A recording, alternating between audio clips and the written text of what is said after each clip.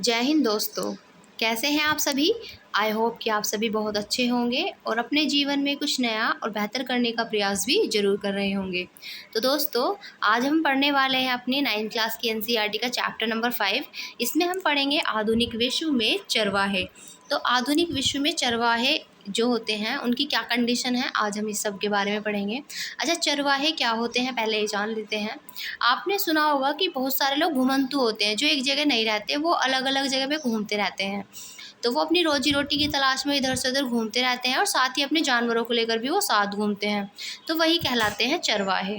तो यहाँ पर जो आप ये इमेज देख रहे हैं, इस इमेज में आपको दिखाया गया है, ये चित्र पूर्वी गढ़वाल के बुग्याल में चरती भेड़ों का है।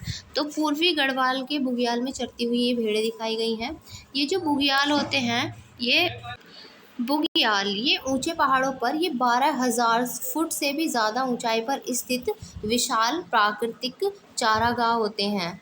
ठीक है, तो बुग्याल क्या होते हैं, ये 12,000 ये ऊंचे पहाड़ों पर 12,000 से फुट से भी ज़्यादा ऊंचाई पर स्थित होते हैं। ये प्राकृतिक चारागाह होते हैं। जाड़ों में ये बर्फ़ से ढके हुए रहते हैं और अप्रैल के बाद हरे भरे हो जाते हैं। इस समय पहाड़ियों की तलहटी तरह तरह की घास, जड़ों और जड़ी बूटियों से भरी रहती है। मॉनसून तक इन चारागाहों में घनी हरियाली छा जाती है और चारों तरफ फूल ही फूल दिखाई देते हैं। तो ये मॉनसून के टाइम पे यहाँ पे चारों तरफ क्या दिखाई देते हैं, फूल ही फूल दिखाई देते हैं, और जबकि सर्दियों में यहाँ पर बर्फ़ जम जाती है। अब देखिए, इसमें बताया गया है घुमंतुओं के बारे में। तो इस अध्याय में आप घुमंतु चरवाहों के बारे में पढ़ेंगे। घुमंतु ऐसे लोग होते हैं जो किसी एक जगह टिककर नहीं रहते, बल्कि ये रोजी रोटी के जुगाड़ में यहाँ से वहाँ घूमते रहते हैं। यानी कि ये अपनी रोजी रोटी के लिए इधर से उधर घूमते रहते हैं। देश के कई हिस्सों में हम घुमंतु चरवाहों को अपने जानवरों के साथ आते जाते देख सकते हैं। यानी कि देश के ऐसे कई हिस्से हैं जहाँ पर हम इन घुमंतु चरवाहों को अपने जानवरों के साथ आते जाते देख सकते हैं। चरवाहों की किसी टोली के पास भेड़ बकरियों का रेवड़ या झुंड होता है। तो ये क्या रखते हैं, भेड़ बकरियों का एक झुंड अपने पास रखते हैं। झुंड को ही कहा जाता है रेवड़। तो किसी के पास तो ऊंट या अन्य मवेशी रहते हैं। क्या उन्हें देखकर आपने कभी इस बारे में सोचा है कि वो कहाँ से आए हैं और कहाँ जा रहे हैं? क्या आपको पता है कि वो कैसे रहते हैं और इनकी आमदनी के क्या साधन हैं और उनका क्या अतीत था? तो इस सब के बारे में ही आज हम जानेंगे। तो चरवाहों को इतिहास की पुस्तक में विरले ही जगह मिल पाती है। जब भी आप अर्थव्यवस्था के बारे में पढ़ते हैं, फिर चाहे वह इतिहास की कक्षा हो या अर्थशास्त्र की, सिर्फ कृषि और उद्योग के बारे में ही पढ़ते हैं। तो हम देखते हैं कि हम ज़्यादातर जो पढ़ते हैं अपनी पढ़ाई, वो इतिहास या अर्थशास्त्र की हो, या इनकी बात कर लें हम, या फिर किसी और विषय की बात कर लें। हम देखते हैं कि चरवाहों को जो है इतिहास की पुस्तकों में थोड़ी बहुत ही जगह मिल पाती है, इसके अलावा तो और कहीं नहीं मिल पाती। तो इसी के साथ यहाँ पर सिर्फ उद्योगों के बारे में और कृषि के बारे में ही हम लोग ज़्यादा पढ़ते हैं। कभी कभार इन कक्षाओं में कारीगरों के बारे में भी पढ़ने को मिल जाता है, जो कारीगर होते हैं। लेकिन चरवाहों के बारे में पढ़ने लिखने को ज़्यादा कुछ नहीं मिलता, मानो उनकी ज़िंदगी का कोई मतलब ही ना हो। अक्सर ये मान लिया जाता है कि वो ऐसे लोग हैं जिनके लिए आज की आधुनिक दुनिया में कोई जगह नहीं है, और जैसे उनका दौर बीत चुका हो। तो इस तरह से उनको किया जाता है उनके साथ कि जैसे वो इस विश्व का, इस आधुनिक विश्व का हिस्सा ही ना हो। तो इस अध्याय में आप देखेंगे कि भारत और अफ्रीका जैसे जो समाजों में चरवाही का कितना महत्व है। यानी कि भारत में और जो अफ्रीका के देश हैं उनमें चरवाही का कितना महत्व है, और यहाँ आप जानेंगे कि उपनिवेशवाद ने उनकी ज़िंदगी पर कितना गहरा असर डाला और इन समुदायों ने आधुनिक समाज के दबावों में किस तरह का सामना किया। और इस भाग में हम पहले भारत और उसके बाद अफ्रीका के चरवाहों की ज़िंदगी का अध्ययन करेंगे। तो यहाँ पर हम स्टार्टिंग करते हैं इस चैप्टर की घुमंतु चरवाहे और उनकी आवाजाही के साथ। तो सबसे पहले यहाँ बात की गई है पहाड़ों में। तो जम्मू कश्मीर के गुज्जर बकरवाल समुदाय के लोग ये भेड़ बकरियों के बड़े बड़े रेवड़ रखते हैं। यानी कि जो जम्मू कश्मीर है वहाँ पर गुज्जर और बकरवाल समुदाय पाया जाता है, जो कि बड़े बड़े झुंड रखता है किसके, भेड़ और बकरियों के। इस समुदाय के अधिकतर लोग अपने मवेशियों के लिए चारागाहों की तलाश में भटकते भटकते 19वीं सदी में यहाँ आए थे। यानी कि इस समुदाय के जो ज़्यादातर लोग थे वो अपने मवेशियों की तलाश में, उनके चारागाहों की तलाश में भटकते भटकते कहाँ पे आ गए, 19वीं सदी में जम्मू कश्मीर आ गए।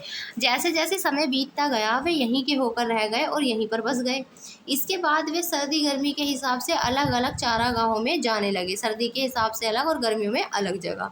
जाड़ों में जब ऊंची पहाड़ी बर्फ़ से ढक जाती थी तो वे शिवालिक की निचली पहाड़ियों में आकर डेरा डाल लेते, और जाड़े में निचले इलाके में मिलने वाली सूखी झाड़ियाँ ही उनके जानवरों का चारा बन जाती। फिर अप्रैल के अंत तक वे उत्तर दिशा में जाने लगते और गर्मियों के चारागाहों के लिए। फिर इसी सफ़र में कई परिवार काफिला बनाकर साथ साथ चलते थे।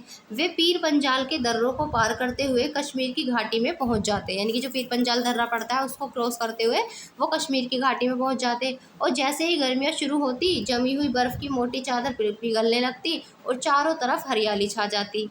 इन दिनों में यहाँ उगने वाली तरह तरह की घास से मवेशियों का पेट भर जाता था और उन्हें सेहतमंद खुराक भी मिल जाती थी। सितंबर के अंत में बकरवाल एक बार फिर अपना बोरिया बिस्तर समेटने लगते और इस बार वे वापस अपने जाड़ों वाले ठिकाने की तरफ नीचे की ओर चले जाते और जब पहाड़ों की चोटियों पर बर्फ़ जमने लगती तो वे निचली पहाड़ियों की शरण में चले जाते थे। तो ऐसा करते थे ये लोग। इसी के साथ यहाँ पास के ही पहाड़ों में चरवाहों का एक और समुदाय रहता था। हिमाचल प्रदेश के इसी समुदाय को गद्दी कहते हैं। तो गद्दी कहाँ पर पाए जाते हैं? ये हिमाचल प्रदेश में। ये लोग भी मौसमी उतार चढ़ाव का सामना करने के लिए इसी तरह सर्दी गर्मी के हिसाब से अपनी जगह बदलते रहते थे और वे भी शिवालिक की निचली पहाड़ियों में अपने मवेशियों को झाड़ियों में चराते हुए जाड़ा बिताते थे। और अप्रैल आते आते वे भी उत्तर की तरफ चल पड़ते और पूरी गर्मी लाहौल और स्पीति में बिता देते थे। और जब बर्फ़ पिघलती और ऊंचे दर्रे खुल जाते थे तो उनमें बहुत सारे ऊपर पहाड़ों में स्थित घासों के मैदान में जा पहुंचते और सितंबर तक वे दोबारा वापस चल पड़ते। और वापसी में वे क्या करते थे? वापसी में वे लाहौल और स्पीति के गांवों में एक बार फिर कुछ समय के लिए वो रुकते और इस बीच वे गर्मियों की फसलें काटते और सर्दियों की फसलों की बुआई करके आगे बढ़ जाते। यानी कि इस बीच वो क्या करते थे? गर्मियों की फसलें काटते थे और सर्दियों की फसलों की बुआई करके वो आगे बढ़ जाते थे। यहाँ से अपने रेवड़ यानी कि झुंड लेकर शिवालिक की पहाड़ियों में जाड़े वाले चारागाहों में चले जाते और अगली अप्रैल में भेड़ बकरियां लेकर वे दोबारा गर्मियों के चारागाहों की तरफ को रवाना हो जाते। तो यहाँ पर ये इस तरह से क्या करते थे। तो अब यहाँ पर इससे पहले अब हम देख लेते हैं इन चित्रों के बारे में क्या बताया गया है। तो पहले अगर यहाँ पे आप जानेंगे तो देखिए यहाँ पर ये 1850 के दशक में G.C. बॉन्ड्स ने कांगड़ा के गुज्जरों का वर्णन इस प्रकार किया है। तो वहाँ पर जो गुज्जर थे उनके बारे में लिखा है, आइए जानते हैं इनके बारे में। तो पहाड़ियों में रहने वाले गुज्जर ये शुद्ध चारावाह कबीले के लोग हैं। वे लगभग न के बराबर खेती करते हैं। गद्दियों के पास भेड़ बकरियां होती हैं तो गुज्जर जो हैं वो गाय भैंस पालते हैं। ये लोग जंगलों के किनारे रहते हैं और दूध घी और मवेशियों से मिलने वाली दूसरी चीज़ें बेचकर अपना पेट पालते हैं। घर के मर्द मवेशियों को चराने ले जाते हैं। जो घर के मर्द हैं वो क्या करते हैं? वो मवेशियों को चराने के लिए ले जाते हैं और कई बार हफ्तों तक घर नहीं लौटते। इस बीच वे जंगल में अपनी रेवड़ के साथ ही रहते हैं। औरतें सिर पर टोकरियां और कंधे पर हड्डियां लटकाकर रोज़ बाजार चली जाती हैं। तो औरतें क्या करती हैं? वो सिर पर अपने टोकरियां रखती हैं और कंधे पर हांडियां टांगती हैं, उनको लटकाकर रोज़ बाजार चली जाती हैं और उनकी हांडियों में दूध, मक्खन और घी आदि होता है। वे सिर्फ इतनी चीज़ें ही बाज़ार में ले जा पाती हैं जितनी घर चलाने के लिए काफ़ी हो।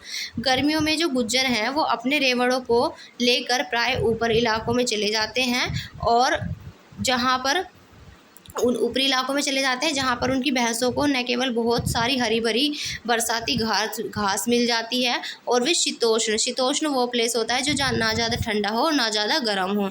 शीतोष्ण मौसम के हिसाब से वो खुद को ढाल लेती हैं, बल्कि उन जहरीली मक्खियों से भी छुटकारा मिल जाता है जो मैदानों में उनका जीना मुहाल की रहती है, क्योंकि मैदानी इलाकों में आपको मक्खियाँ देखने के लिए मिलेगी काफ़ी। ये जो आपको चित्र यहाँ पर दिखाया गया है ये मध्य गढ़वाल के एक ऊंचे पहाड़ में एक गुज्जर मंडप दिखाया गया है।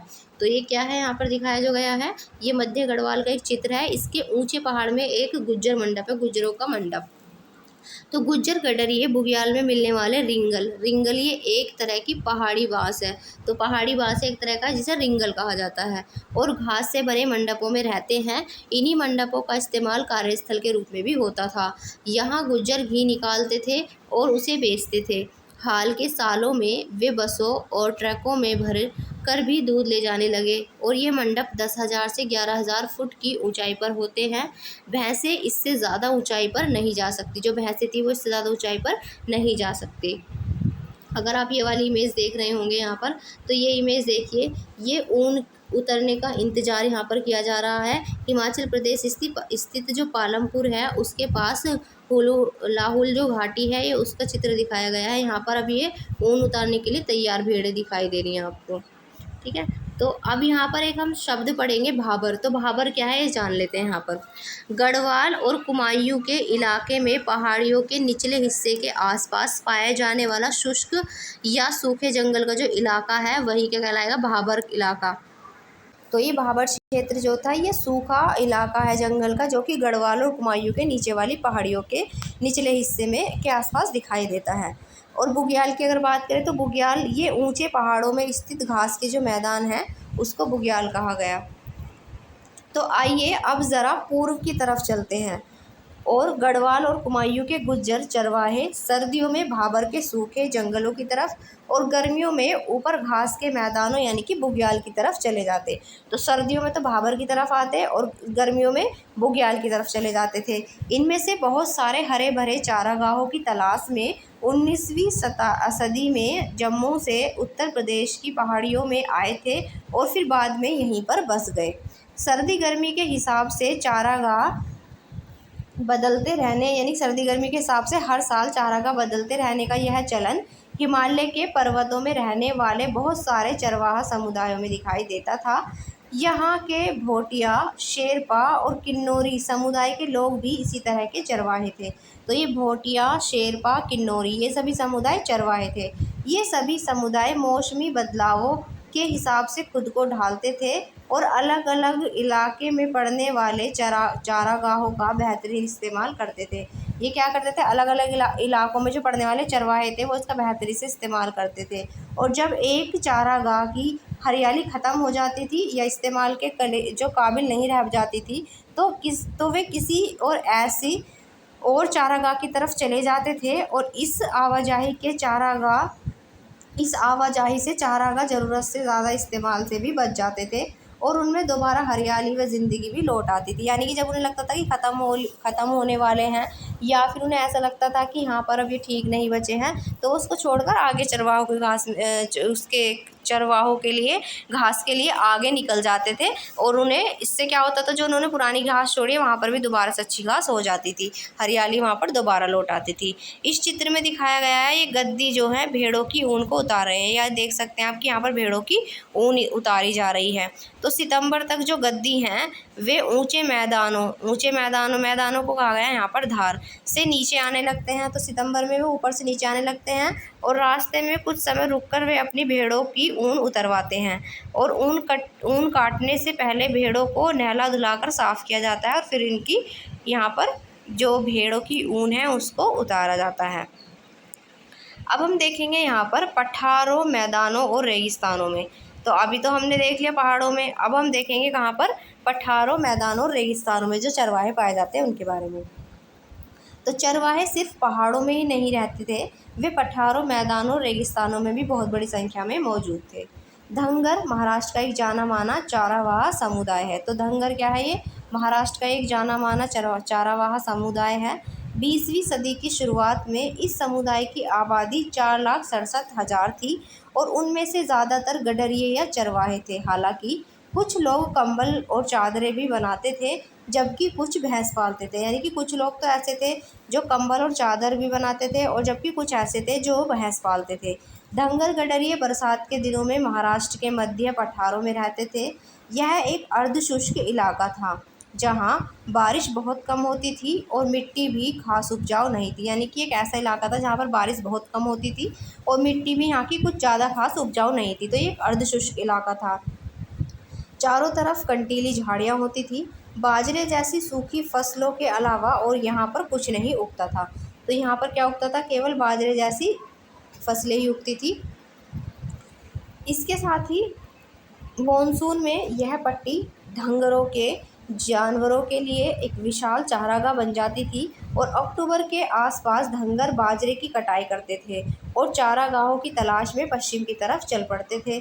करीब महीने भर पैदल चलने के बाद वे अपने रेवड़ों के साथ कोंकण के इलाके में जाकर डेरा डाल लेते थे।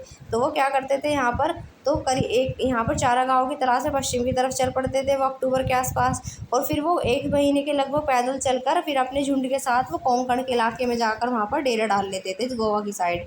और अच्छी बारिश और उपजाऊ मिट्टी की बदौलत इस इलाके में खूब खेती होती थी। कोंकणी किसान भी इन चरवाहों का दिल खोलकर स्वागत करते थे और जिस समय धंगर कोंकण पहुँचते थे उसी समय कोंकण के किसानों को खरीफ की फसल काटकर अपने खेत को रबी की फसल के लिए दोबारा उपजाऊ बनाना होता था। तो यहाँ पर वो खरीफ की फसल को काटते थे उसी टाइम पर और रबी की फसल के लिए उसको दोबारा उपजाऊ बनाया करते थे। ये जो चित्र आपको यहाँ पर दिखाया गया है ये हमारे पश्चिमी राजस्थान का चित्र है। तो पश्चिमी राजस्थान के थार रेगिस्तान में चरते राइका समुदाय के ऊँट, तो ये राइका समुदाय के ऊँट हैं जो कि यहाँ पर चरते हुए दिखाए गए हैं।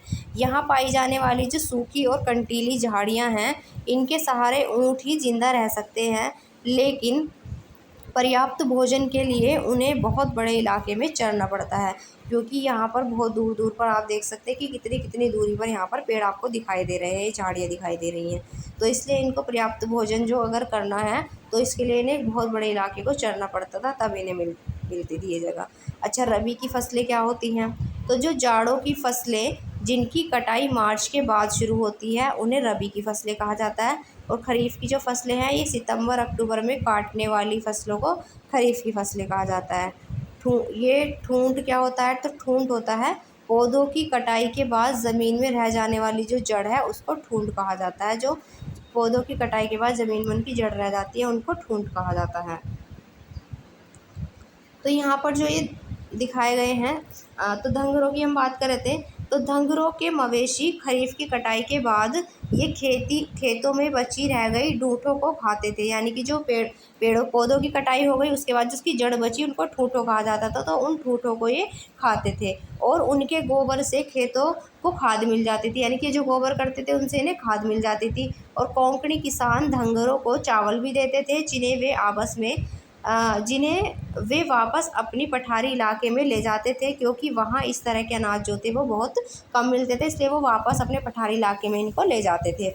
मानसून की बारिश शुरू होते ही धंगर कोंकण और तटीय इलाके छोड़कर सूखे पठारों की तरफ लौट जाते थे, क्योंकि भेड़ें जो थी वो गीले मानसूनी हालात को बर्दाश्त नहीं कर पाती हैं। जो भेड़ होती हैं वो मानसूनी हालात को बर्दाश्त नहीं कर पाती हैं। कर्नाटक और आंध्र प्रदेश में भी सूखे मध्य पठार घास और पत्थरों से अटे पड़े थे। इनमें मवेशियों, भेड़ बकरियों और गडरियों का ही बसेरा रहता था। तो इनमें मवेशी और भेड़ बकरी और गडरियों का बसेरा ही रहता था। यहाँ गोल्ला समुदाय, कौन सा समुदाय की बात कर रहे हैं यहाँ पर, तो एक समुदाय है जिसका नाम है गोल्ला समुदाय। तो यहाँ गोल्ला समुदाय के लोग भैंस पालते थे, जबकि कुरुमा और कुरुबा समुदाय के लोग ये भेड़ बकरियां पालते थे। तो गोल्ला समुदाय ये गाय भैंस पालते हैं और कुरुमा और कुरुबा समुदाय ये भेड़ बकरियां पालते थे और हाथ के बने हुए कंबल ही बेचते थे। ये लोग जंगलों और छोटे छोटे खेतों के आसपास रहते थे। तो ये लोग कहाँ रहते थे, ये लोग जंगलों और छोटे छोटे खेतों के आसपास रहते थे। वे अपने जानवरों की देखभाल के साथ साथ कई दूसरे काम धंधे भी करते थे। तो ये अपने जानवरों की देखभाल भी करते थे और उसके साथ और भी कई काम धंधे करते थे।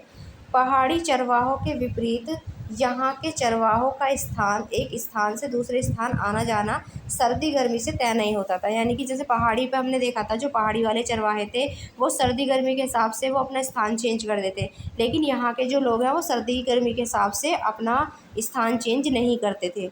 ये लोग बरसात और सूखे के मौसम के हिसाब से अपनी जगह बदलते, यानी कि ये लोग बरसात और सूखे का मौसम इसके अकॉर्डिंग अपनी जगह बदलते थे।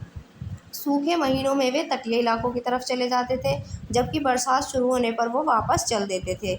मानसून के दिनों में तटीय इलाकों में जिस तरह के गीले दलदली हालात पैदा हो जाते थे वे सिर्फ भैंसों को ही रास आ सकते थे। ऐसे समय में बाकी जानवरों को सूखे पठारी इलाकों में ले जाना ज़रूरी था, यानी कि ये मौसम सिर्फ भैंसों के लिए ठीक था, बाकी सभी को ले जाना वहाँ से ज़रूरी था कि उनको सूखी जगह पर लेकर जाए, सूखे पठारों के इलाकों में लेके जाया जाए। चरवाहों में एक जाना पहचाना नाम बंजारों का भी है। बंजारे ये उत्तर प्रदेश, पंजाब, मध्य प्रदेश, महाराष्ट्र के इलाकों में रहते थे।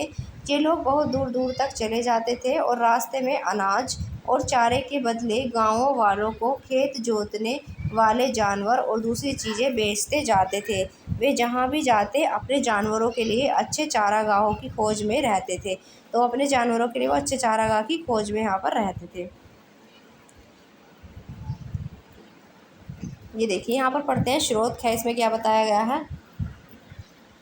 तो यहाँ पर बताया गया है कि बहुत सारे मुसाफिरों के विवरणों से हमें, बहुत सारे जो मुसाफिर हुए हैं जो इधर से उधर घूमते थे, उनके विवरणों में हमें चारावाह समुदायों की ज़िंदगी की झलक मिलती है।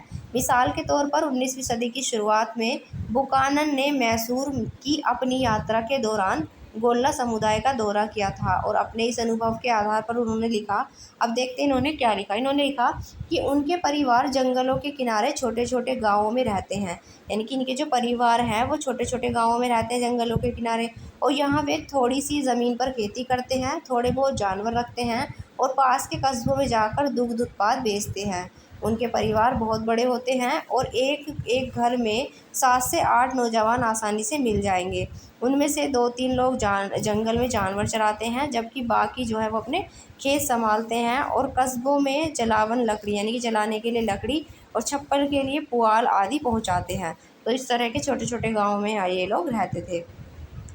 अब ये राजस्थान के जो हमने पढ़ा है राई का समुदाय, इसके बारे में देखते हैं।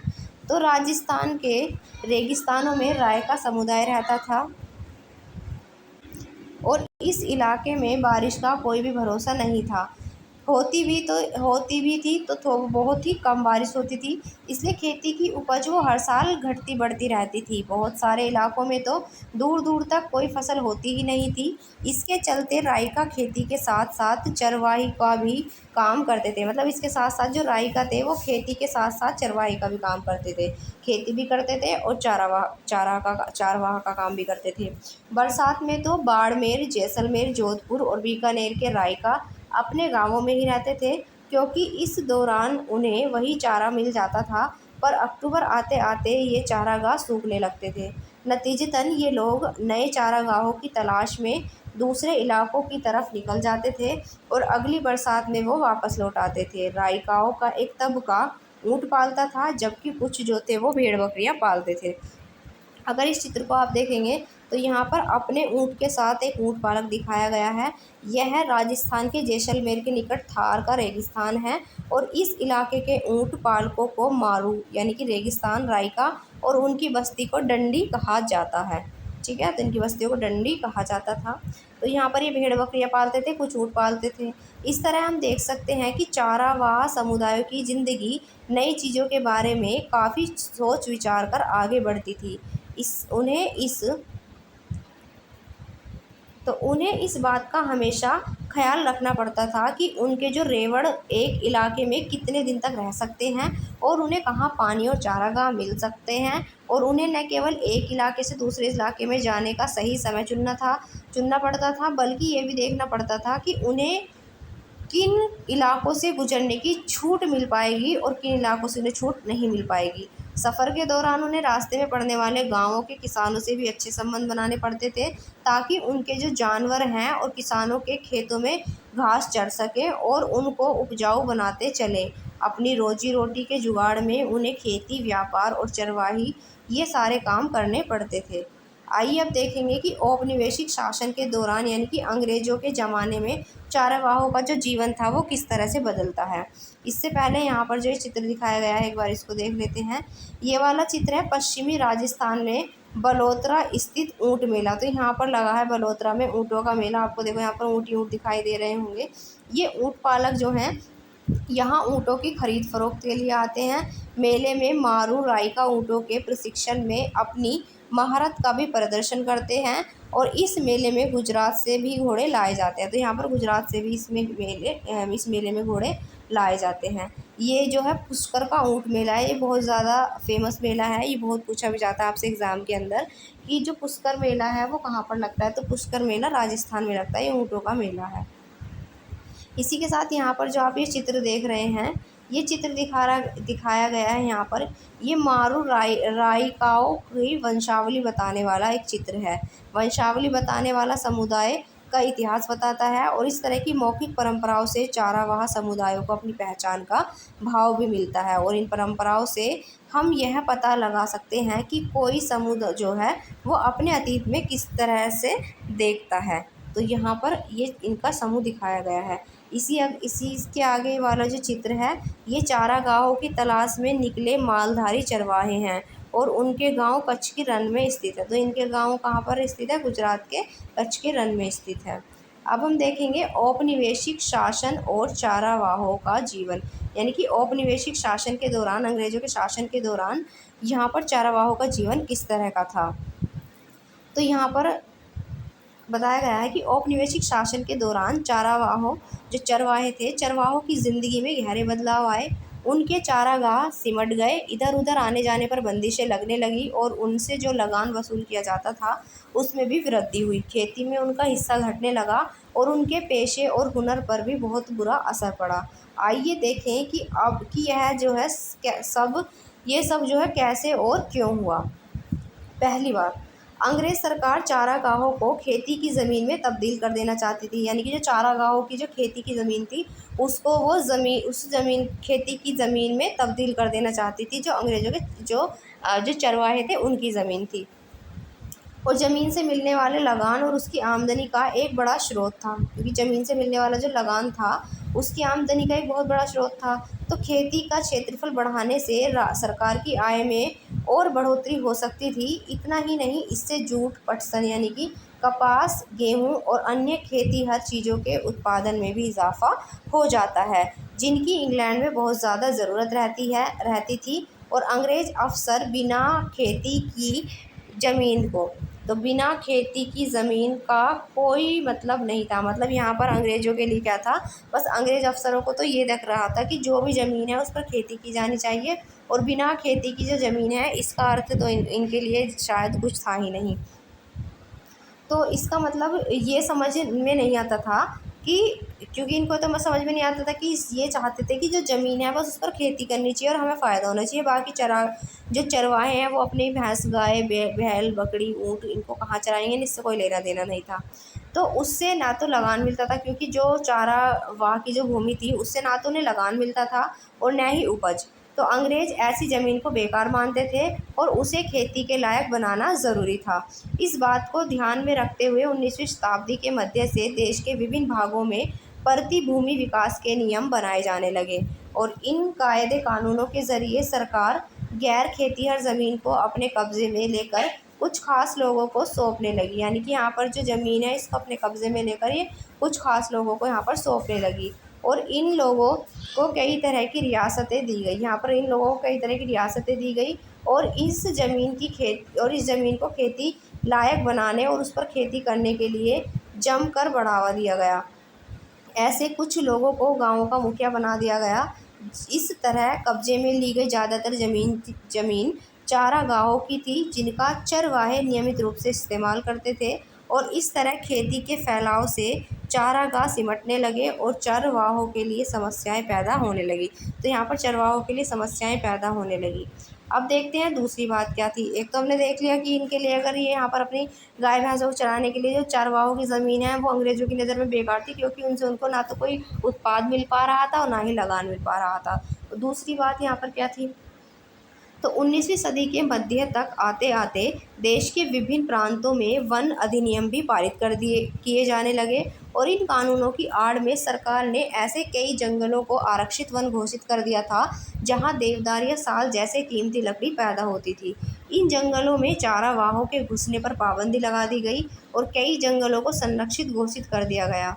इन जंगलों में चरवाहों को चरवाही के कुछ परंपरागत अधिकार तो दे दिए गए जो संरक्षित थे उनमें, लेकिन उनकी आवाजाही पर फिर भी बहुत सारी बंदिशें लगी रही। औपनिवेशिक अधिकारियों को लगता था कि पशुओं के चरने से छोटे जंगली पौधे और पेड़ों की नई कोपलें नष्ट हो जाती हैं और उनकी राय में चरवाहों के रेवड़ छोटे पौधों को कुचल देते हैं और कोपलों को खा जाते हैं, जिससे नई पेड़ जो हैं उनकी बढ़त रुक जाती है। तो एक रीज़न इन्होंने ये दिया। वन अधिनियमों ने चरवाहों की ज़िंदगी बदल डाली। अब उन्हें उन जंगलों में जाने से भी रोक दिया गया जो पहले मवेशियों के लिए बहुमूल्य चारे का स्रोत थे। तो यानी कि अब उन्हें वहाँ से भी जाने के लिए रोक दिया गया जो उनके लिए बहुत ही महत्वपूर्ण थे। जिन क्षेत्रों में उन्हें प्रवेश की छूट दी गई वहाँ भी उन पर कड़ी नज़र रखी जाती थी और जंगलों में दाखिल होने के लिए उन्हें परमिट लेना पड़ता था। जंगल में उनके प्रवेश और वापसी की तारीख पहले से ही तय होती थी और वह जंगल में बहुत ही कम दिन बिता सकते थे। अब चरवाहे किसी जंगल में ज़्यादा समय नहीं भी रह सकते थे, भले ही वहाँ चारा कितना ही हो, घास कितनी भी क्यों ना हो और चारों तरफ घनी हरियाली हो। इसलिए उन्हें निकलना पड़ता था क्योंकि अब उनकी ज़िंदगी वन विभाग के द्वारा जारी किए गए परमिटों के अधीन थी। परमिट में पहले ही लिख दिया जाता था कि वह कानूनन कब तक जंगल में रहेंगे कानूनन कब तक जंगल में रहेंगे और अगर वह इस समय सीमा का उल्लंघन करते थे तो उन पर जुर्माना लगा दिया जाता था। यानी कि चाहे जंगल में कितनी भी घास हो, कितनी भी हरियाली हो उनके चारों तरफ, उन्हें टाइम से वहाँ से निकलना ही पड़ेगा। जितनी उनको छूट दी गई बस उतना ही वहाँ पर रुक सकते थे। अगर इससे ज़्यादा अगर वो वहाँ पर रुकते थे तो कानूनन अगर जंगल में रहेंगे तो उनको क्या कर दिया जाएगा, अगर समय सीमा का वो उल्लंघन करते थे टाइम का, तो उनको यहाँ पर फ़ाइन देना पड़ता था। अब देखते हैं तीसरी बात क्या थी। तो अंग्रेज़ अफ़सर घुमंतू किस्म के लोगों को शक की नज़र से देखते थे। यानी कि अंग्रेज़ लोग जो घुमंतू थे उनको शक की नज़र से देखते थे। वे गांव-गांव जाकर अपनी चीज़ें बेचने वाले कारीगरों व व्यापारियों और अपने रेवड़ के लिए हर साल नए-नए चरवाहों की तलाश में रहने वाले, हर मौसम में अपनी रिहाइश बदल लेने वाले चरवाहों पर यकीन नहीं कर पाते थे। वे चाहते थे कि ग्रामीण जनता गाँवों में रहे और उनकी रिहाइश और खेतों पर उनके अधिकार तय हो और इस तरह की आबादी की पहचान करना और उनको नियंत्रित करना जो था वो काफ़ी आसान था, जो एक जगह टिक कर रहती हो। ऐसे लोगों को शांति प्रिय और कानून का पालन करने वाला माना जाता था। घुमंतियों को अपराधी माना जाता था क्योंकि जो भी स्थायी लोग हैं वो तो एक जगह मिल जाएंगे, उनका ब्यौरा भी। अब जो घुमंतु इधर उधर घूमते हैं उनका इनको ठीक से ब्यौरा नहीं मिल पाता, तो इसलिए यहाँ पर उनको अपराधी मानते थे और अशांति प्रिय भी मानते थे कि ये लोग अशांति प्रिय हैं, और जो एक जगह रहते थे उनको शांति प्रिय मानते थे और कानून का पालन करने वाले मानते थे। तो यहाँ पर घुमंतु को अपराधी माना जाता था और 1871 में औपनिवेशिक सरकार ने अपराधी जनजाति अधिनियम क्रिमिनल ट्राइब्स एक्ट पारित किया और इस कानून के तहत दस्तकारों, व्यापारियों और चरवाहों के बहुत सारे समुदायों को अपराधी समुदायों की सूची में रख दिया। तो यहाँ पर बहुत सारे समुदायों को अपराधों की सूची में यहाँ पर रख दिया गया कि ये अपराधी समुदाय है। उन्हें कुदरती और जन्मजात अपराधी घोषित कर दिया गया कि इन्हें कुदरत ने ही और जन्म से ही क्या बनाया, अपराधी बनाया है। इस कानून के लागू होते ही ऐसे सभी समुदायों को कुछ खास अधिसूचित गांवों और बस्तियों में बस जाने का हुक्म सुना दिया गया और उनकी बिना परमिट आवाजाही पर यहाँ पर रोक लगा दी गई। ग्राम्य पुलिस उन पर सदा नज़र रखने लगी, यानी कि जो गांव की पुलिस थी वो उन पर सदा नज़र रखने लगी। अब देखते हैं चौथी बात क्या थी। तो अपनी आमदनी बढ़ाने के लिए अंग्रेज़ों ने लगान वसूलने का हर संभव रास्ता अपनाया। यानी कि अपनी आमदनी बढ़ाने के लिए वो जो कुछ कर सकते थे उन्होंने हर तरह का काम किया। उन्होंने ज़मीन, नहरों के पानी, नमक, खरीद फरोख्त की चीज़ों और यहाँ तक कि मवेशियों पर भी टैक्स वसूल करने का ऐलान कर दिया। चरवाहों से चारागाहों में चरने वाले एक एक जानवर पर टैक्स वसूल किया जाने लगा। देश के ज़्यादातर जो चरवाही इलाके थे उनको इलाकों में 19वीं सदी के मध्य से ही चरवाही टैक्स लागू कर दिया गया। प्रति मवेशी टैक्स की दर तेज़ी से बढ़ती चली गई और टैक्स वसूल की व्यवस्था दिनों दिन मजबूत होती गई। 1850 से 1880 के दशकों के बीच टैक्स वसूली का काम बाकायदा बोली लगाकर ठेकेदारों को सौंपा जाने लगा कि अब इसके लिए ठेकेदार नियुक्त किए जाएंगे और वो फिर इनसे टैक्स लिया करेंगे। ठेकेदारी पाने के लिए ठेकेदार सरकार को पैसे दे देते थे और उसे वसूल करने और साल भर में ज़्यादा से ज़्यादा मुनाफा बनाने के लिए वे जितना चाहे उतना कर यहाँ से वसूल सकते थे। फिर 1880 के दशक तक आते आते सरकार ने अपने कारिंदों के माध्यम से सीधे चरवाहों से ही कर वसूलना स्टार्ट कर दिया और हर एक चरवाहे को एक पास जारी कर दिया गया कि किसी भी चारागाह में दाखिल होने के लिए जो चारावाहों को पास दिखाकर पहले टैक्स अदा करना पड़ता था और चरवाहे के साथ कितने जानवर हैं और उसे कितना टैक्स चुकाया है उसने, इस बात का उसके पास में एक दर्ज कर दिया जाता था। यानी कि जो पास था उसमें सब कुछ दर्ज कर दिया जाता था, तब उसको आगे जाने के लिए दिया जाता था कि अब आप जा सकते हैं। अब देखते हैं कि इन बदलावों ने चारागाहों की ज़िंदगी को किस तरह से प्रभावित किया। अब ये जो बदलाव आ रहे थे, इनसे चारागाहों की ज़िंदगी किस तरह से बदली। तो इन चीज़ों की वजह से चारागाहों की गंभीर कमी पैदा हो गई। जैसे जैसे ज़्यादा से ज़्यादा चारागाहों को सरकारी कब्जे में लेकर उन्हें खेतों में बदला जाने लगा, वैसे वैसे चारागाहों के लिए उपलब्ध इलाका जो था वो सिकुड़ने लगा। इसी तरह जंगलों के आरक्षण का नतीजा यह हुआ कि गडरिये और पशुपालक अब अपने मवेशियों को जंगलों में पहले जैसी आज़ादी से नहीं चरा सकते थे। यानी कि जो वो पहले से आराम से अपना कहीं भी जाकर चरा पा रहे थे अपने मवेशियों को, अब ऐसा नहीं था। जब चारागाह खेतों में बदलने लगे तो बचे कुचे चारागाहों में चरने वाले जानवरों की तादाद बढ़ने लगी और इसका नतीजा यह हुआ कि चारागाह सदा जानवरों से भरा रहने लगे। और अब तक तो घुमंतू चरवाहे अपने मवेशियों को कुछ दिनों तक ही एक इलाके में चराते थे और उसके बाद किसी और इलाके में चले जाते थे। इस अदला बदली की वजह से पिछले चारागाह भी वो फिर से हरे भरे हो जाते थे, लेकिन जब इनके चरवाहों की आवाजाही पर लगी बंदिश से क्या होता है, फिर वो फिर से पनप ही नहीं पाता। तो लेकिन चारागाहों की आवाजाही पर लगी बंदिशों और चारागाहों के बेहिसाब इस्तेमाल से चारागाहों का जो स्तर था वो गिरने लगा और जानवरों के लिए चारा कम पड़ने लगा। फलस्वरूप जानवरों की सेहत और तादाद भी गिरने लगी और चारे की कमी और जब जब तब पड़ने वाले अकाल की वजह से कमज़ोर और भूखे जानवर जो हैं बड़ी संख्या में यहाँ पर मरने लगे। अगर ये चित्र आप देखेंगे यहाँ पर, तो ये दिखाया गया है यहाँ पर कि ये देखिए, पहले आप इस चित्र को ठीक से देखिए। देखिए, ये भारत में चारावाह समुदाय दिखाया गया है यहाँ पर। तो इस नक्शे में केवल उन चारावाह समुदायों के इलाकों का उल्लेख किया गया है जिनके बारे में हम इस चैप्टर में पढ़ रहे हैं। इसके अलावा भी हमारे देश में कई और चारावाह समुदाय रहते हैं। यहाँ पर देखिए, गुज्जर बकरवाल, ये यहाँ पर गद्दी, ये भोटिया गुज्जर, ये यहाँ पर बंजारे, रायका, ये मरुस्थल क्षेत्र मलधारी, यहाँ बंजारे, यहाँ पर धंगर, और ये कुरुम्मा, कुरुब्बा और गोला आंध्र प्रदेश वाले एरिया में भी। और यहाँ पर आप देखेंगे तो ये मोनपा, ये सारे के सारे दिखाए गए हैं आपको। ठीक है, तो अब इसके बाद देखते हैं हम चरवाहों ने इन बदलावों का सामना कैसे किया। अब तक तो हमने देखा कि कैसे बदला, किस तरह से इसको प्रभावित किया गया है, यहाँ पर चरवाहों को किस तरह से प्रभावित हुए यहाँ पर। अब हम देखेंगे कि चरवाहों ने इन बदलावों का सामना आखिर कैसे किया। तो इन बदलावों पर चारावाहों की जो चरवाहे थे, चरवाहों की प्रतिक्रिया कई रूपों में सामने आई। कुछ चरवाहों ने तो अपने जानवरों की संख्या ही कम कर दी और अब बहुत सारे जानवरों को चराने के लिए पहले की तरह बड़े बड़े और बहुत सारे मैदान नहीं बचे थे। जब पुराने चारागाहों का इस्तेमाल करना मुश्किल हो गया तो कुछ चरवाहों ने नए नए चारागाह ढूंढ लिए। मिसाल के तौर पर ऊंट और भेड़ पालने वाले रायका 1947 के बाद न तो सिंध में दाखिल हो सकते थे और न ही सिंधु नदी के किनारे अपने जानवरों को चरा सकते थे।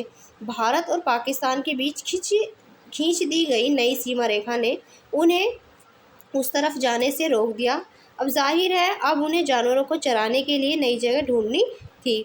वे हरियाणा के खेतों में जाने लगे, जहां कटाई के बाद खाली पड़े खेतों में वे अपने मवेशियों को चरा सकते थे। और इस समय खेतों को खाद की भी ज़रूरत रहती है जो इन जानवरों के मलमूत्र से मिल जाती है। फिर समय गुजरने के साथ कुछ धनी चरवाहे ज़मीन खरीद कर एक जगह बसकर रहने लगे। यानी कि जो ज़मीन खरीदी इन्होंने और फिर एक जगह बसकर ये रहने लगे। उनमें से कुछ नियमित रूप से खेती करने लगे, जबकि कुछ व्यापार करने लगे। जिन चरवाहों के पास ज़्यादा पैसा नहीं था वे सूदखोरों से ब्याज पर कर्ज लेकर दिन काटने लगे। यानी कि जिन चरवाहों के पास ज़्यादा पैसा नहीं थे वो सूदखोरों से ब्याज लेकर और फिर ब्याज पर कर्ज लेकर दिन काटने लगे और इस चक्कर में बहुतों के मवेशी भी हाथ से जाते रहे और वे मजदूर बनकर रह गए। तो इस चक्कर में जो बहुत मवेशी थे उनके हाथ से जाते रहे और वो सिर्फ़ और सिर्फ मज़दूर बनकर यहाँ पर रह गए। वे खेतों या छोटे मोटे कस्बों में मज़दूरी करते दिखाई देने लगे, क्योंकि अब पशु तो उनके पास बचे नहीं, कर्जा इतना हो गया, तो यहाँ पर वो मज़दूरी करते हुए यहाँ पर दिखाई देने लगे। इस सब के बावजूद चरवाहे न केवल आज भी जिंदा हैं, बल्कि हाल के दशकों में कई जगह तो उनकी संख्या में वृद्धि भी हुई है। जब भी किसी इलाके के चारागाहों में उनके दाखिले पर रोक लगा दी जाती, तो वे अपनी दिशा बदल लेते, रेवड़ छोटा कर लेते और नई दुनिया के मिजाज से तालमेल बिठाने के लिए वो दूसरे काम धंधे भी करने लगते। बहुत सारे परिस्थिति वैज्ञानिक मानते हैं कि सूखे इलाकों और पहाड़ी में ज़िंदा रहने के लिए चरवाही ही सबसे व्यावहारिक रास्ता है, यानी कि चरवाही ही यहाँ पर सबसे व्यावहारिक रास्ता है। बहरहाल चरवाहों पर इस तरह के बदलाव सिर्फ हमारे देश में ही नहीं थोपे गए थे। दुनिया के बहुत सारे इलाकों में नए कानूनों और बसाहट के नए तौर तरीकों ने उन्हें आधुनिक दुनिया में आ रहे बदलावों के मुताबिक अपनी ज़िंदगी का ढर्रा बदलने पर मजबूर किया। आधुनिक विश्व में आए इन बदलावों से निपटने के लिए बाकी देशों के चरवाहों ने क्या रास्ते अपनाए, अब हम इसके बारे में देखेंगे। तो यहाँ पर है अब अफ्रीका में चरवाहा जीवन। तो अब हम देखेंगे कि अफ्रीका में जो चरवाहा थे उनका जीवन कैसा था। तो आइए अब ज़रा अफ्रीका की तरफ चलें, जहाँ दुनिया की आधी आबादी ज़्यादा चरवाहा दुनिया की जो आधी से भी ज़्यादा चरवाहा आबादी रहती है अफ्रीका के अंदर। आज भी अफ्रीका के लगभग 2.25 करोड़ लोग रोजी रोटी के लिए किसी न किसी तरह की चरवाही गतिविधि पर ही आश्रित हैं। इनमें बेदुइन्स, बरेबर्स, मासाई, सोमाली, बोरान और तुर्काना जैसे जाने माने समुदाय भी शामिल हैं। इनमें से ज़्यादातर अब अर्धशुष्क घास के मैदानों या सूखे रेगिस्तानों में रहते हैं, जहां वर्षा आधारित खेती करना बहुत ही मुश्किल है। यहाँ के चरवाहे गाय, बैल, ऊंट, बकरी, भेड़ व गधे पालते हैं और दूध, मांस, पशुओं की खाल व ऊन आदि को बेचते हैं। कुछ चरवाहे व्यापार और यातायात संबंधी काम भी करते हैं, यानी कि कुछ तो इनसे जो मिलने वाले प्रोडक्ट है उनको बेचते हैं और कुछ यहाँ पर व्यापार भी करते हैं और कुछ यहाँ पर यातायात संबंधी काम भी करते हैं। कुछ चरवाही के साथ साथ खेती भी करते हैं और कुछ लोग चरवाही से होने वाली मामूली आय से गुजर नहीं हो पाने पर कोई धंधा भी कर लेते हैं, यानी कि जिनका चरवाहे से गुजारा नहीं हो पाता वो उसके अलावा कुछ काम भी कर लेते हैं। तो हिंदुस्तान की तरह अफ्रीकी चरवाहे की ज़िंदगी में भी औपनिवेशिक और उत्तर औपनिवेशिक काल में गहरे बदलाव आए। आखिर ये बदलाव क्या थे, ये हम जानेंगे। यहाँ पर सबसे पहले आप ये इमेज देखिए, ये जो इमेज दिखाई गई है ये है मसाई लैंड, जिसके पीछे किलिमंजारो पहाड़ दिखाई दे रहा है। तो ये है मसाई लैंड, इसके पीछे दिखाई दे रहा है तुम्हें किलिमंजारो पहाड़। तो ये बदलती परिस्थितियों के कारण मासाई मक्का, चावल, गोभी जैसे उन खाद्य पदार्थों पर निर्भर होते जा रहे हैं जो उनके इलाकों में पैदा नहीं होते। परंपरागत रूप से वे इन चीज़ों को पसंद नहीं करते। मासाई जो है ये मानते हैं कि फसल उगाने के लिए ज़मीन पर हल चलाना ये प्रकृति के विरुद्ध है। यद्यपि आप ज़मीन पर खेती करने लगते हैं तो वह चरवाही के लायक नहीं रहती, ये ऐसा कहते हैं। अगर ये मैप आप देख रहे हैं तो ये अफ्रीका के चरवाहा समुदाय हैं जो यहाँ पर दिखाए गए हैं, जो इनके नाम हमने अभी देखे थे। ये है बर्बेर्स, मोर्स, ताउरंग, वोदो, बेफुलानी, बेदुइन, कब्बाविश, बेजा, डानानिकिल, सोमाली, हेरेरो, तस्वाना, ज़ूलू और नामा, ये सभी क्या हैं, तो ये सभी अफ्रीका के चरवाहा समुदाय हैं। ये छोटी जो तस्वीर है इनसैट में कीनिया और तंजानिया में मासाइयों का यहाँ पर इलाका ये दर्शाया गया है। तो इन परिवर्तनों को हम चारावाह के एक खास समुदाय के माध्यम से समझने की कोशिश करेंगे। चलिए इसके लिए जो मासाई नाम का समुदाय है इसको चुन लेते हैं। और मासाई पशुपालक मोटे तौर पर ये पूर्वी अफ्रीका के निवासी हैं और इनमें लगभग 3 लाख दक्षिणी कीनिया में और करीब 1.5 लाख तंजानिया में रहते हैं। तो अभी हम देखेंगे कि नए कानूनों और बंदिशों ने किस तरह न केवल उनकी ज़मीन उनसे छीन ली, बल्कि उनकी आवाजाही पर भी बहुत सारी पाबंदियाँ थोप दी हैं। इन कानूनों के कारण सूखे के दिनों में उनकी ज़िंदगी गहरे तौर पर बदल गई है और उनके सामाजिक संबंध भी एक नई शक्ल में ढल गए हैं। तो अब हम यहाँ देखेंगे कि जो चारागाह हैं इनका क्या हुआ। तो चारागाहों का क्या हुआ, तो मासाइयों की सबसे बड़ी समस्या यह रही है कि उनके चारागाह दिनों दिन सिमटते जा रहे हैं। औपनिवेशिक शासन से पहले मासाई लैंड का इलाका उत्तरी कीनिया से लेकर तंजानिया के घास के मैदानों, या जिनको स्टेपीज कहा जाता है, तक फैला हुआ था। और 19वीं सदी के आखिर में यूरोप की साम्राज्यवादी ताकतों ने अफ्रीका में कब्जे के लिए मारकाट शुरू कर दी और बहुत सारे इलाकों को छोटे छोटे उपनिवेशों में तब्दील करके अपने अपने कब्जे में ले लिया। 1885 में ब्रिटिश कीनिया और जर्मन तंगानिकिया, ये जो तंगानिका के बीच एक अंतर्राष्ट्रीय सीमा खींचकर मासाई लैंड को दो बराबर टुकड़ों यहाँ पर इससे कर दिए गए। बाद के सालों में सरकार ने गोरों को बसाने के लिए बेहतरीन चारागाहों को अपने कब्जे में ले लिया और मासाइयों का दक्षिणी कीनिया और उत्तरी तंजानिया के छोटे से इलाके में इनको समेट दिया गया। औपनिवेशिक शासन से पहले मासाइयों के पास जितनी भी ज़मीन थी उसका लगभग 60% हिस्सा उससे छीन लिया गया, यानी कि यहाँ पर इनका 60% हिस्सा इनसे छीन लिया गया और उन्हें एक ऐसे सूखे इलाके में कैद कर दिया गया जहाँ पर ना तो अच्छी बारिश होती थी और ना ही हरे भरे चारागाह थे। फिर 19वीं सदी के अंतिम सालों से ब्रिटिश औपनिवेशिक सरकार ये पूर्वी अफ्रीका में भी स्थानीय किसानों को अपनी खेती के क्षेत्रफल को ज़्यादा से ज़्यादा फैलाने के लिए प्रोत्साहित करने लगी और जैसे जैसे खेती का प्रसार हुआ वैसे वैसे चारागाह खेतों में तब्दील होने लगे। अंग्रेज़ों के आने से पहले मासाई आर्थिक और राजनीतिक दोनों स्तर पर अपने किसान पड़ोसियों पर भारी पड़ते थे, यानी कि जब अंग्रेज़ों के आने से पहले जो मासाई थे वो आर्थिक और राजनीतिक तौर पर दोनों स्तरों पर जो उनके अपने पड़ोसी थे, किसान पड़ोसी, उन पर भारी पड़ते थे।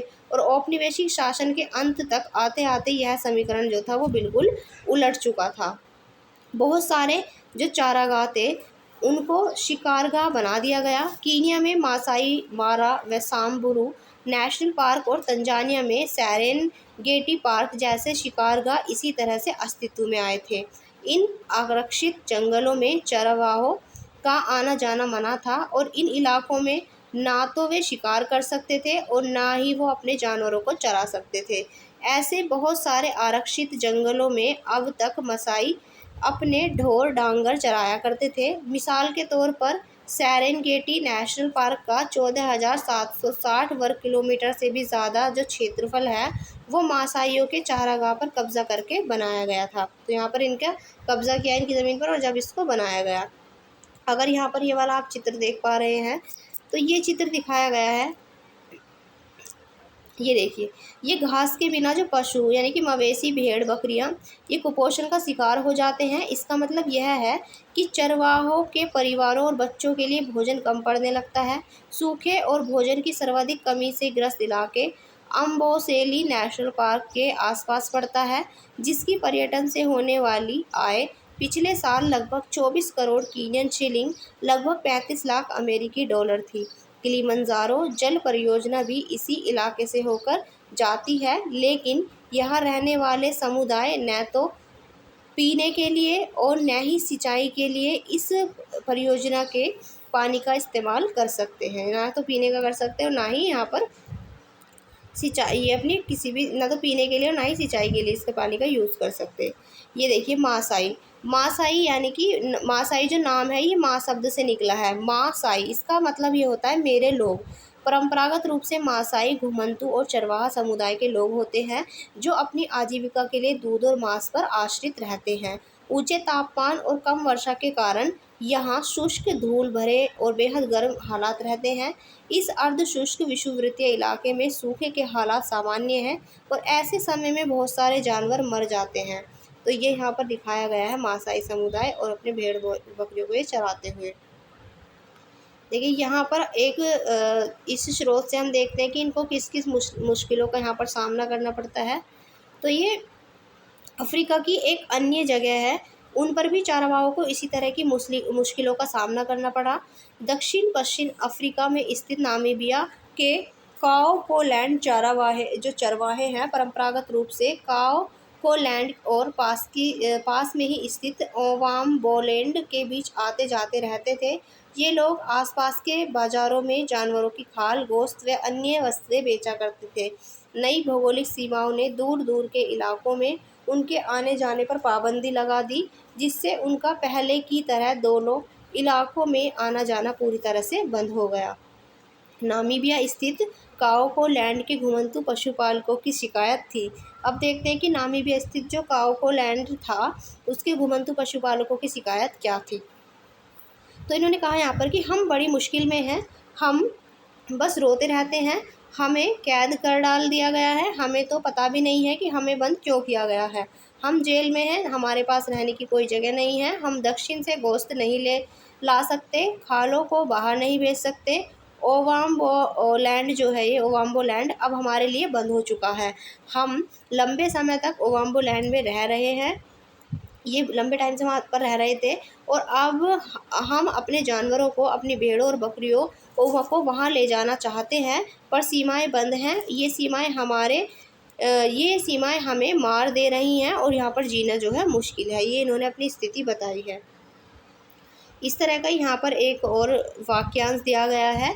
तो इसमें बताया गया है कि औपनिवेशिक जो अफ्रीका के बहुत सारे स्थानों पर पुलिस को चरवाहों के आने जाने पर नज़र रखने के लिए और उन्हें गोरों के इलाके में दाखिल होने से रोकने का बंदोबस्त किया गया है, कि पुलिस इनको गोरों के इलाके में भी दाखिल ना होने दे। नामीबिया में काओकोलैंड के चरावाहों के आने जाने पर पाबंदियां लगाने के लिए दक्षिण पश्चिमी अफ्रीका के एक मजिस्ट्रेट ने पुलिस को ऐसा ही निर्देश दिया था। अब देखते हैं निर्देश क्या था। इन्होंने कहा कि जब तक कोई बहुत ख़ास हालात पैदा न हो जाए, तब तक इन मूल निवासियों को इलाके में दाखिल होने के लिए पास जारी न किए जाएं। इस आदेश का मकसद इलाके में दाखिल होने वाले निवासियों की संख्या पर अंकुश लगाना और उन्हें काबू में रखना है, इसलिए उन्हें सामान्य यात्री पास किसी भी हालात में जारी ना किए जाएं। तो इस तरह की यहाँ पर इनके ये कंडीशन थी। अच्छे चारागाहों और जल संसाधन के हाथ से निकल जाने की वजह से उस छोटे से इलाके पर बहुत ज़्यादा दबाव बढ़ गया, और जिससे मासाइयों को धकेल दिया गया, और एक छोटे से इलाके में लगातार चराई का नतीजा यह हुआ कि एक तो चारागाहों का स्तर गिरने लगा और चारे की हमेशा कमी रहने लगी। मवेशियों का पेट भरना एक स्थायी समस्या बन गया। अब देखते हैं सरहदें बंद हो गई। सरहदें बंद कैसे हो गई? तो 19वीं सदी में चरवाहे चारागाहों की खोज में बहुत दूर दूर तक चले जाते थे। जब एक जगह से एक जगह के चारागाह सूख जाते थे, तो वे अपनी रेवड़ लेकर किसी और जगह चले जाते थे।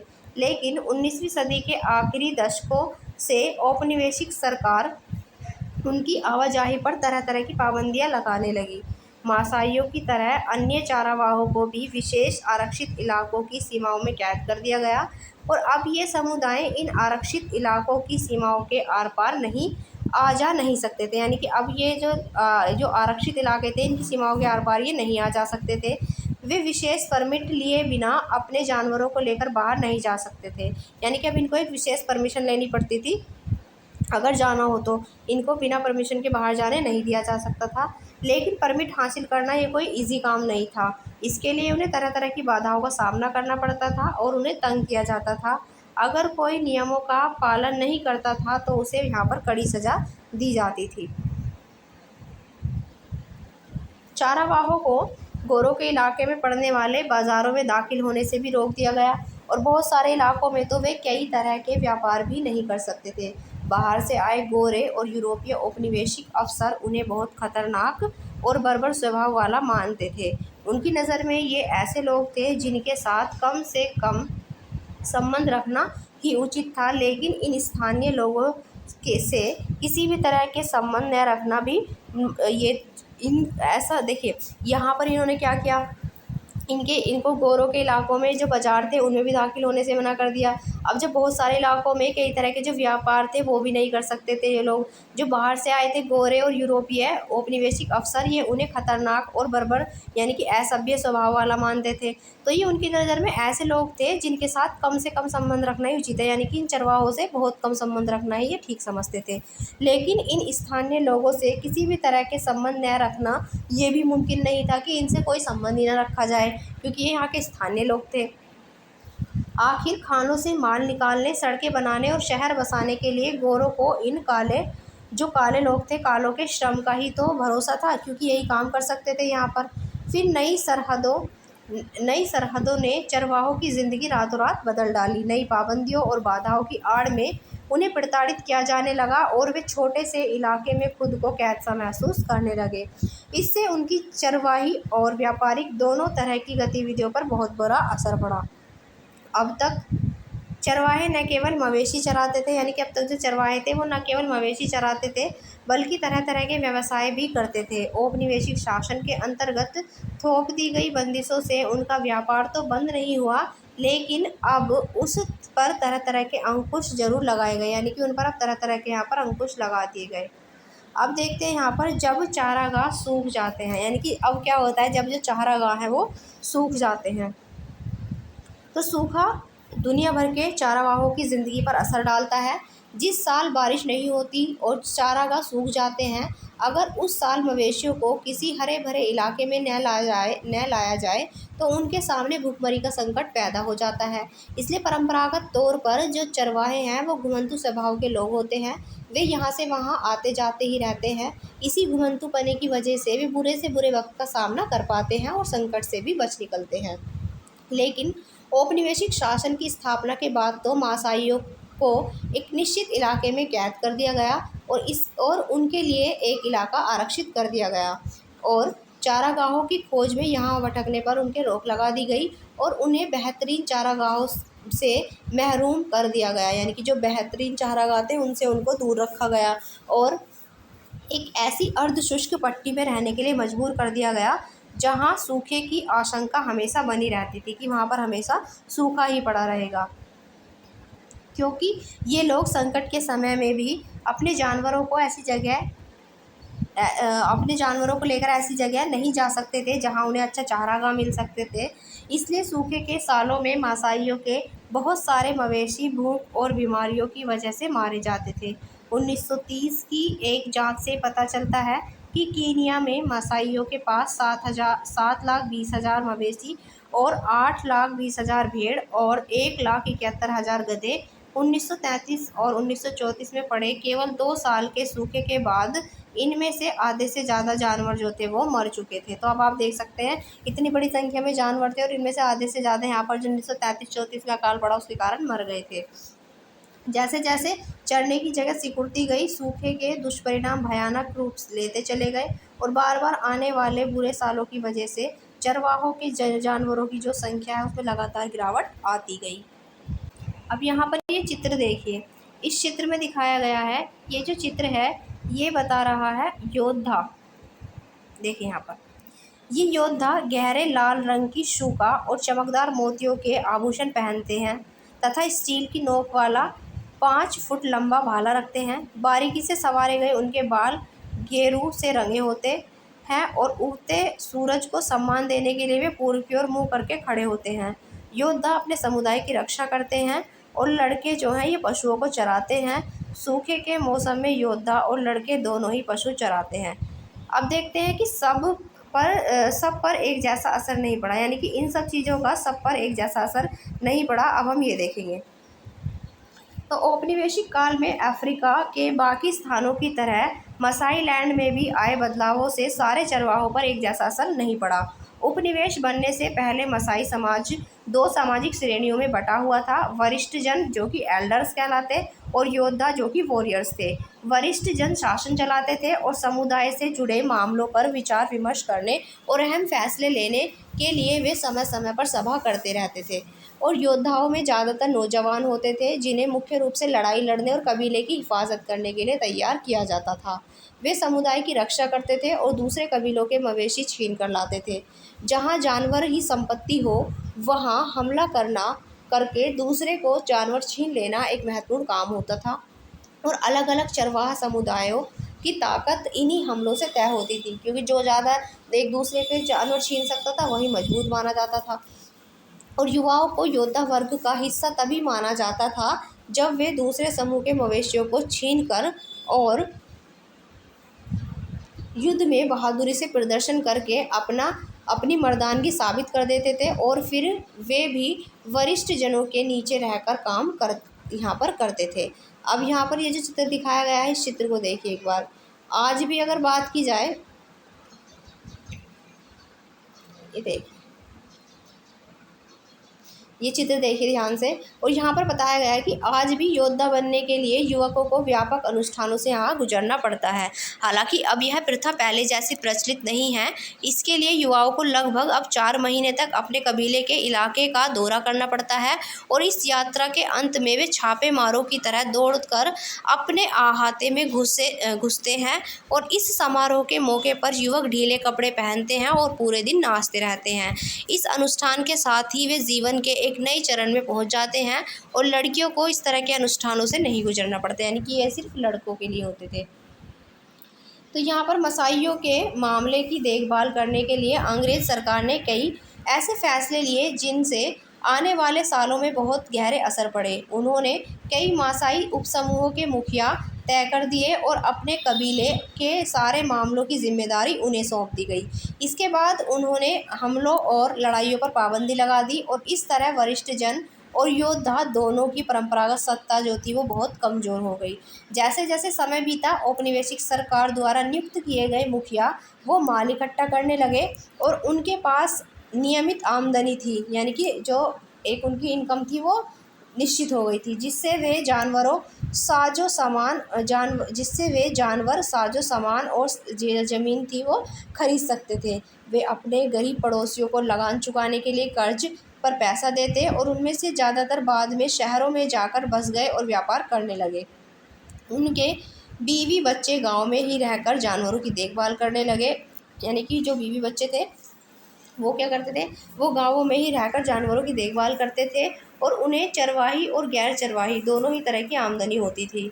और अगर उनके जानवर किसी वजह से घट जाएं तो वे और जानवर खरीद सकते थे, यानी वो और भी जानवर खरीद सकते थे क्योंकि उनके पास पैसा था। और जो चरवाहे सिर्फ अपने जानवरों के सहारे ज़िंदगी बसर करते थे, उनकी हालत अलग होती थी। उनके पास बुरे वक्त का सामना करने के लिए अक्सर साधन नहीं होते थे। युद्ध और अकाल के दौरान उनका सब कुछ खत्म हो जाता था और तब उन्हें काम की तलाश में आसपास के शहरों की शरण लेनी पड़ती थी। कोई कच्चा कोयला जलाने का काम करने लगता था तो कोई कुछ और काम करता था। जिनकी तकदीर ज़्यादा अच्छी थी उन्हें सड़क या भवन निर्माण कार्यों में काम मिल जाता था।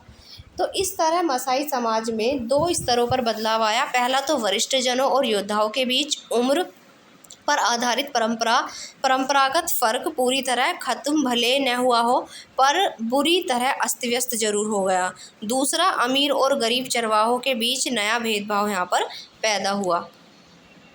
अब देखते हैं निष्कर्ष क्या निकला। तो इस तरह से हम देखते हैं कि आधुनिक विश्व में आए बदलावों से दुनिया के अलग अलग चरवाहा समुदायों पर अलग अलग तरह के असर पड़े हैं। नए कानूनों और सीमाओं ने उनकी आवाजाही का ढर्रा बदल दिया, यानी कि जो नए कानून आए, नई जो सीमाएं उनके लिए तय की गई, उससे उनका जो आवाजाही थी उसका पूरा का पूरा रूटीन ही बदल दिया गया। और जैसे जैसे चारागाह ख़त्म होते गए, जानवरों को चराना एक मुश्किल काम होता गया और जो चारागाह बचे थे वे अत्यधिक इस्तेमाल की वजह से बेकार हो गए और सूखे के समय उनकी समस्याएं पहले से भी ज़्यादा बढ़ गई, क्योंकि तब उनके जानवर बड़ी तादाद में दम तोड़ने लगे थे। क्योंकि भाई जब सूखा पड़ेगा तो जानवर यहाँ पर दम तोड़ने लगते थे और उनके आने जाने पर बहुत सारी बंदिशें थी वो थोप दी गई और इसलिए वे नए चारागाहों की तलाश भी नहीं कर सकते थे, यानी कि यहाँ पर नए चारागाहों की तलाश भी वो नहीं कर सकते थे। फिर भी जो चरवाहे थे वो बदलते वक्त के हिसाब से खुद को ढालते हैं। वे अपनी सालाना आवाजाही का रास्ता बदल लेते हैं और जानवरों की संख्या कम कर लेते हैं। नए इलाकों में दाखिल होने के लिए हर संभव लेन देन करते हैं, यानी कि अगर उन्हें नए इलाकों में जाना हो तो उसके लिए वो हर संभव प्रयास करते हैं, लेन देन का काम करते हैं और राहत रियायत व मदद देने के लिए सरकार पर राजनीतिक दबाव भी डालते हैं। वे उन इलाकों में अपने अधिकारों को बचाए रखने के लिए अपना संघर्ष जारी रखते हैं जहां से उन्हें खदेड़ने की कोशिश की जाती है और जंगलों के रखरखाव और प्रबंधन में अपना हिस्सा मांगते हैं। चरवाहे अतीत के अवशेष नहीं हैं। जो चरवाहे हैं ये अतीत के अवशेष नहीं हैं। वे ऐसे लोग नहीं हैं जिनके लिए आज की आधुनिक दुनिया में कोई जगह नहीं है। पर्यावरणवादी और अर्थशास्त्री इस बात को काफ़ी गंभीरता से मानने लगे हैं कि घुमंतू चरवाहों की जीवन शैली दुनिया के बहुत सारे पहाड़ी और सूखे इलाकों में जीवन यापन के लिए सबसे ज़्यादा उपयुक्त है। यानी कि ये आज के टाइम में भी बहुत महत्व रखते हैं। यहाँ पर अगर आप इस चित्र को देखेंगे तो ये जयपुर का राजमार्ग है। तो जयपुर राजमार्ग पर ये राई का गडरिये आपको दिखाई दे रहे हैं। ये बड़ी सड़कों पर भारी यातायात ने गडरियों के नए इलाकों में जाने की प्रक्रिया को एक नया अनुभव बना दिया है। अब ये सड़क से, हाईवे से यहाँ से गुजर रहे हैं। तो ये चैप्टर हमारा यहीं पर फिनिश होता है। अगर आपको इस चैप्टर में कोई भी डाउट है तो आप कॉमेंट में पूछ सकते हैं। फिर मिलेंगे कल एक नई क्लास के साथ। तब तक के लिए जय हिंद, जय भारत।